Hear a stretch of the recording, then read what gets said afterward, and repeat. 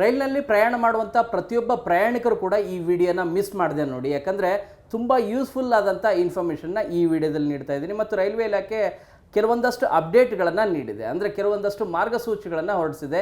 ಆ ಮಾರ್ಗಸೂಚಿಗಳೇನು ಮತ್ತು ರೈಲ್ವೆ ಇಲಾಖೆಯಲ್ಲಿ ರೈಲಿನಲ್ಲಿ ಪ್ರಯಾಣ ಮಾಡುವಂಥ ಪ್ರಯಾಣಿಕರು ಈ 3 ಆ್ಯಪ್ಗಳನ್ನು ಬಳಕೆ ಮಾಡಿಕೊಂಡ್ರೆ ತುಂಬ ಈಸಿ ಆದಂಥ ಆ್ಯಕ್ಸೆಸ್ ಆಗುತ್ತೆ.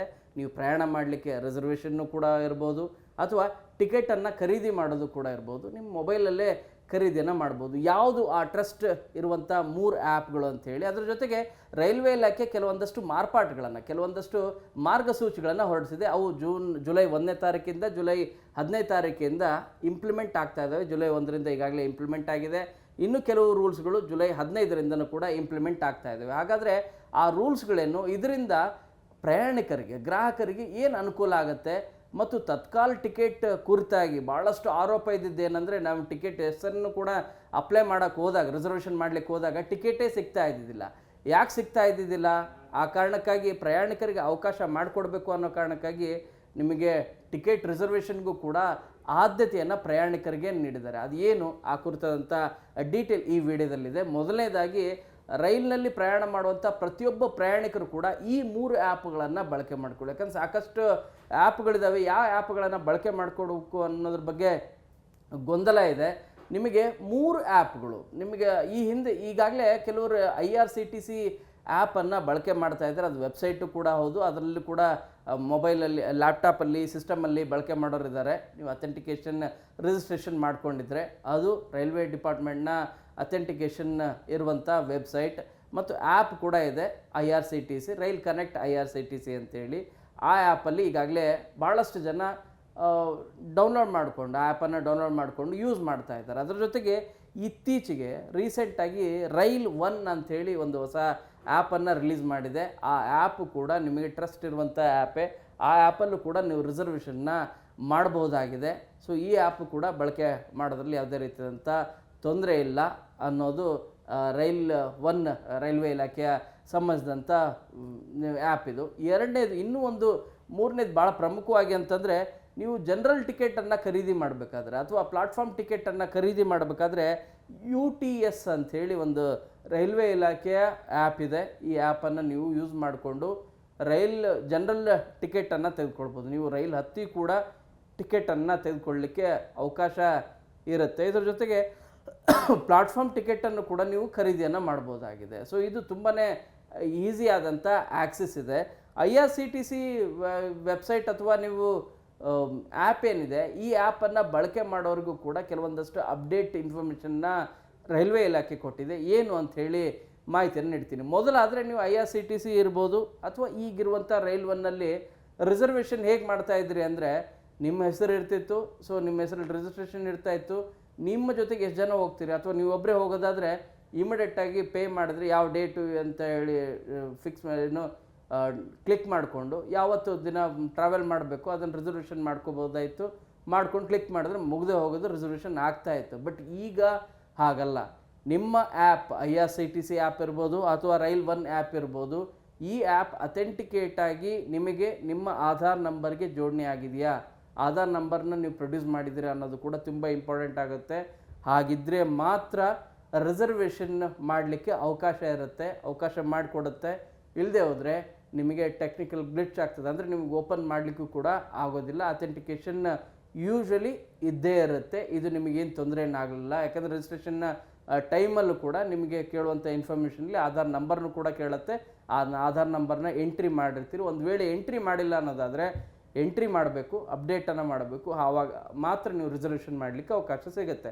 ಇದು ಒಂದು ಇನ್ಫಾರ್ಮೇಷನ್. ಎರಡನೇ ಇನ್ಫಾರ್ಮೇಷನ್ ಏನು ಅಂತಂದರೆ, ಇನ್ನು ಮುಂದೆ ನೀವು ಯಾವುದೇ ರಿಸರ್ವೇಷನ್ ಮಾಡಿಸ್ಬೇಕಾದ್ರೂ ಕೂಡ ಪ್ರತಿ ಸಾರಿ, ಅದು ನಿಮ್ಮದೇ ಆಗಿರ್ಬೋದು ಅಥವಾ ನಿಮ್ಮ ಮಿಸ್ಸಸ್ದೇ ಆಗಿರ್ಬೋದು, ನಿಮ್ಮ ಸಿಸ್ಟರ್ದೇ ಆಗಿರ್ಬೋದು, ಯಾರದೇ, ಈಗ ಉದಾಹರಣೆಗೆ ಒಂದು 3 ಜನ, ನೀನು ನಿನ್ನ ಮಿಸ್ಸಸ್ಸು ಮತ್ತು ನಿಮ್ಮ ತಂಗಿ, ಇವರು 3 ಕೂಡ ನೀವು ಗೋವಾಗೆ ನೀವು ರೈಲಲ್ಲಿ ಟ್ರಾವೆಲ್ ಮಾಡ್ತೀರಿ ಅನ್ನೋದಾದರೆ, ರಿಸರ್ವೇಷನ್ ಮಾಡಿಸ್ಬೇಕು ಅನ್ನೋದಾದರೆ 3 ಆಧಾರ್ ಕಾರ್ಡ್ ನಂಬರನ್ನು ಎಂಟ್ರಿ ಮಾಡಬೇಕಾಗತ್ತೆ. ಕೇವಲ ಇಷ್ಟು ಮಾತ್ರ ಅಲ್ಲ, ಆ ಆಧಾರ್ ನಂಬರ್ಗೆ ಲಿಂಕ್ ಆಗಿರುವಂಥ ನಂಬರ್ಗೆ ನಿಮಗೆ OTP ಮೆಸೇಜ್ ಬರುತ್ತೆ. ಆ OTP ನಂಬರ್ ಮೆಸೇಜನ್ನು ನಮಗೆ ಕೊಡಬೇಕಂದ್ರೆ, ಯಾರು ರಿಸರ್ವೇಷನ್ ಮಾಡ್ತಾ ಇದ್ದಾರಲ್ಲ ಅವರು ಆ ನಂಬರ್ನ ಎಂಟ್ರಿ ಮಾಡಬೇಕು. ಆ ಎಂಟ್ರಿ ಮಾಡಿದಾಗ ಮಾತ್ರ ನಿಮಗೆ ರಿಸರ್ವೇಷನ್ ಆಗುತ್ತೆ.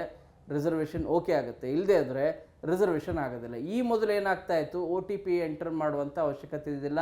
ಒಂದ್ಸರಿ ನೀವು ರಿಜಿಸ್ಟ್ರೇಷನ್ ಮಾಡ್ಕೊಂಡಿರ್ತೀರಿ, ನಾನು ನನ್ನ ಮಿಸ್ಸಸ್ಸು ನನ್ನ ತಂಗಿದು ಮೂವರದು ಕೂಡ ಸೇರಿ ನಾನು ರಿಸರ್ವೇಷನ್ ಮಾಡ್ಕೊಂಡ್ಬಿಡ್ತಿದ್ದೆ. ಬಟ್ ಈಗ ಹಾಗಲ್ಲ, ಆಧಾರ್ ಅಥೆಂಟಿಕೇಷನ್ ತುಂಬಾ ಇಂಪಾರ್ಟೆಂಟ್. ಅದು ಪ್ರತಿ ಸಾರಿ ರಿಸರ್ವೇಷನ್ ಮಾಡಿಸ್ಬೇಕಾದ್ರೂ ಕೂಡ ಕಂಪಲ್ಸರಿ. ಹಾಗಾದರೆ ಬರೀ ಮೂವರದಾಯಿತು, ನನ್ನ ಫ್ಯಾಮಿಲಿ ಮೆಂಬರ್ಸ್ದೆಲ್ಲ ಮಾಡಬೇಕು ಅಂದರೆ ಹೌದು, ಎಲ್ಲ ಫ್ಯಾಮಿಲಿ ಮೆಂಬರ್ಸ್, ನೀವೆಲ್ಲ ಫ್ಯಾಮಿಲಿ ಮೆಂಬರ್ಸ್ ನೀವೆಲ್ಲೋ ಮಂಗಳೂರಿಗೆ ಹೋಗಬೇಕು ಅನ್ನೋದಿದ್ದರೆ, ಅಥವಾ ಗುಲ್ಬರ್ಗ ಹೋಗಬೇಕು ಅನ್ನೋದಿದ್ದರೆ, ಅಥವಾ ನಿಮ್ಮ ಯಾವ ಊರಿಗೆ ಡೆಲ್ಲಿಗೆ ಹೋಗಬೇಕು ಅನ್ನೋದಿದ್ದರೆ, ರಿಸರ್ವೇಷನ್ ಮಾಡಿಸುವ ಸಂದರ್ಭದಲ್ಲಿ ಪ್ರತಿಯೊಬ್ಬರ ಆಧಾರ್ ಕಾರ್ಡನ್ನು ನಂಬರನ್ನು ಎಂಟ್ರಿ ಮಾಡಬೇಕಾಗತ್ತೆ.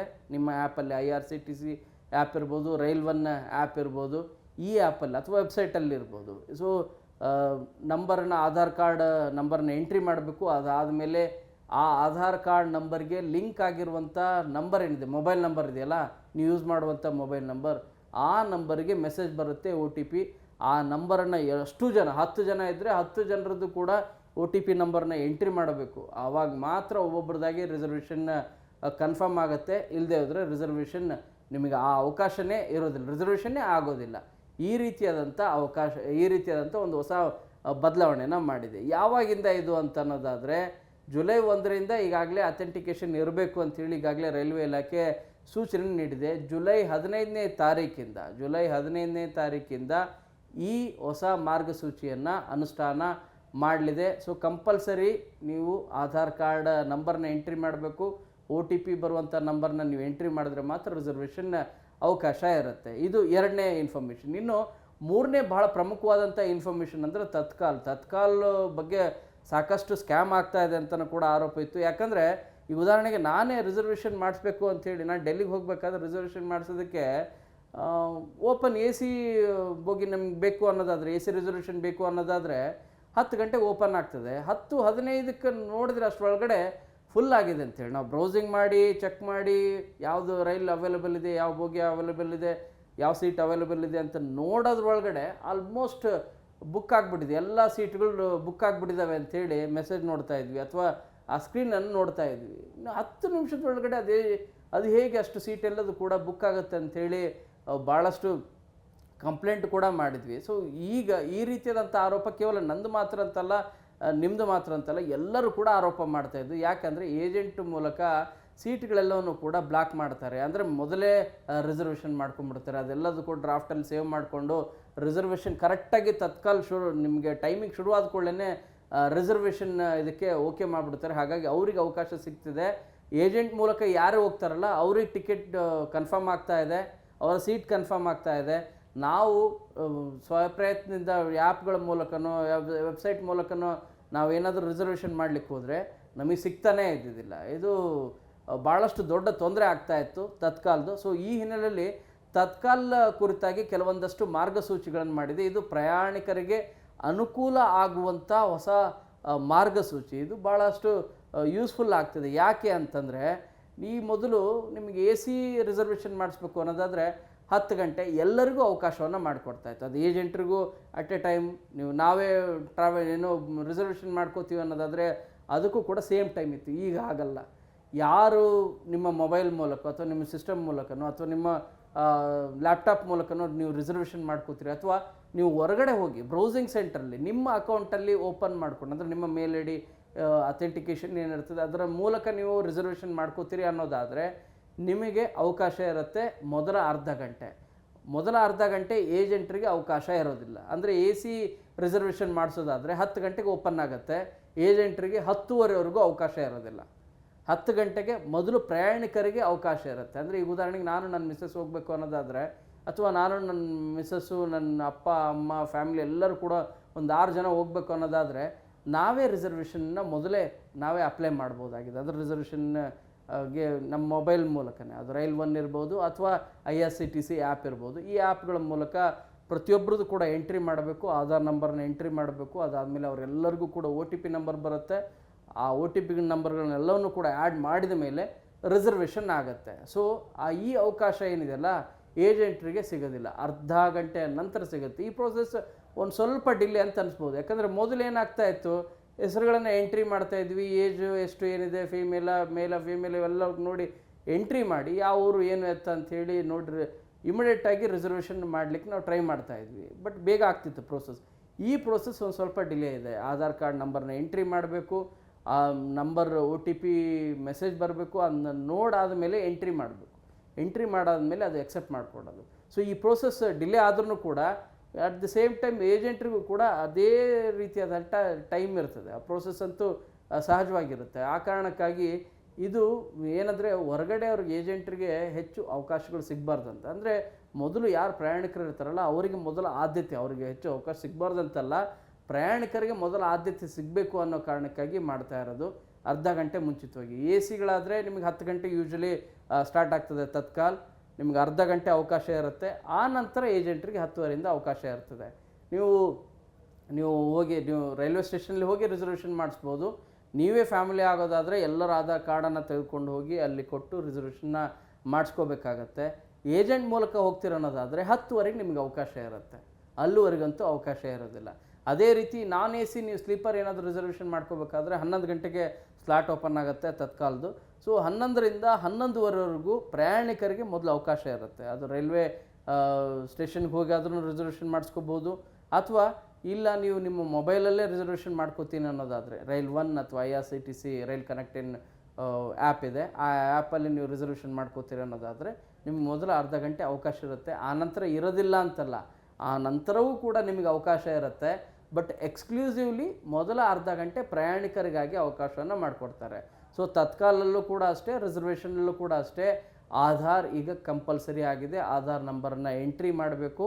ಆ ಆಧಾರ್ ನಂಬರ್ನ ಎಂಟ್ರಿ ಮಾಡಿದ್ರೆ ನಿಮ್ಮ ಮೊಬೈಲ್ ನಂಬರ್ಗೆ ಯಾವುದು ಲಿಂಕ್ ಆಗಿರುತ್ತೆ ಆ ಮೊಬೈಲ್ ನಂಬರ್ಗೆ OTP ಬರುತ್ತೆ. ಆ OTPಯ ನಂಬರ್ನ ಎಂಟ್ರಿ ಮಾಡಿದ ಮೇಲೆ ರಿಸರ್ವೇಷನ್ ಆಗುತ್ತೆ. ಸೊ ಇದು ರೈಲ್ವೆ ಇಲಾಖೆಯ ಅಪ್ಡೇಟ್. 3 ಆ್ಯಪ್ಗಳ ಕುರಿತಾಗಿ ಮತ್ತು 3 ಹೊಸ ಇನ್ಫಾರ್ಮೇಷನ್ ಏನಿದೆ ಅವು ಯಾವಾಗ ಇಂಪ್ಲಿಮೆಂಟ್ ಆಗುತ್ತೆ ಅಂದರೆ ಜುಲೈ 15ರಿಂದ ಇಂಪ್ಲಿಮೆಂಟ್ ಆಗುತ್ತೆ.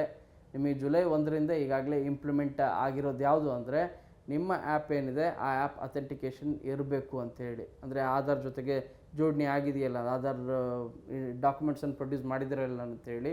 ಸೊ ಜುಲೈ 15ರಿಂದ ಈ ಹೊಸ ರೂಲ್ಸ್ ಏನಿದೆ ಅದು ಫಾಲೋ ಆಗ್ತಾ ಇದೆ. ಮತ್ತು ರೈಲ್ವೆ ಇಲಾಖೆ ಕೆಲವೊಂದಷ್ಟು 500 ಕಿಲೋಮೀಟರ್ಗಿಂತ ಹೆಚ್ಚು ಟ್ರಾವೆಲ್ ಏನಾದರೂ ಮಾಡ್ತಾ ಇದ್ದರೆ AC ಮತ್ತು ನಾನ್ AC ಪ್ರಯಾಣಿಕರಿಗೂ ಕೂಡ 1 ಪೈಸೆ 2 ಪೈಸೆ ಹೆಚ್ಚು ಮಾಡಿದೆ ಪ್ರಯಾಣ ದರವನ್ನು ಕೂಡ. ಈ ಬಗ್ಗೆನೂ ಕೂಡ ಈ ಹಿಂದಿನ ವಿಡಿಯೋದಲ್ಲಿ ನಿಮಗೆ ಮಾಹಿತಿಯನ್ನು ಕೊಟ್ಟಿದ್ದೀನಿ. ಈ ವಿಡಿಯೋ ನಿಮಗೆ ತುಂಬ ಯೂಸ್ಫುಲ್ ಆಗಿದೆ ಅಂತ ಭಾವಿಸಿದ್ದೀನಿ. ಕ್ಯಾಮ್ರಾ ಪರ್ಸನ್ ಎಡ್ವಿನ್ ಜೊತೆ ಶರಣು ಹಂಪಿ, ನ್ಯೂಸ್ 18.